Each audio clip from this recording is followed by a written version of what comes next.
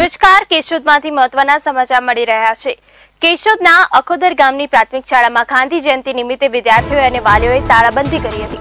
પ્રાથમિક શાળાના આચાર્ય કાંતિભાઈ પરસાણિયાની બદલી થતા સ્કૂલના વિદ્યાર્થીઓ તેમજ વાલીઓએ અનિશ્ચિત તાળાબંધી કરવાનો નિર્ણય લીધો હતો, જેમાં ગાંધી જયંતિ ઉજવી રહ્યા છે ત્યારે શાળાના નિર્દોષ બાળકોના ચહેરા પર આચાર્ય કાંતિભાઈની બદલીનું દુઃખ જોવા મળ્યું હતું, જેથી કાંતિભાઈના આચાર્ય પદે ખૂબ જરૂરિયાત છે તેવી વાલીઓએ માંગ કરી હતી। એકમાત્ર પ્રાથમિક શાળા ત્યાં સુધી બંધ રહેશે જ્યાં સુધી સરકાર દ્વારા બદલી પામેલા આચાર્ય કાંતિભાઈ ફરી પાછા નિયુક્ત ન થાય ત્યાં સુધી આ સ્કૂલ બંધ રહેશે।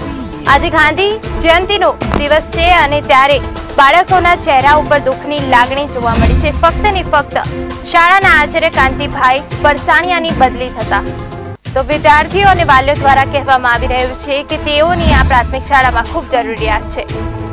આચાર્ય કાંતિભાઈ ફરી પાછા નિયુક્ત ન થાય ત્યાં સુધી આ સ્કૂલ બંધ રહેશે તેવી વાલીઓ દ્વારા ચીમકી ઉચ્ચારવામાં આવી છે।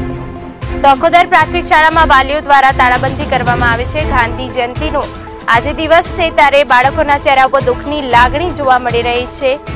કાંતિભાઈ પરસાણિયાની બદલી થતા સ્કૂલના વિદ્યાર્થીઓ તેમજ વાલીઓએ તાળાબંધી કરવાનો નિર્ણય લીધો છે।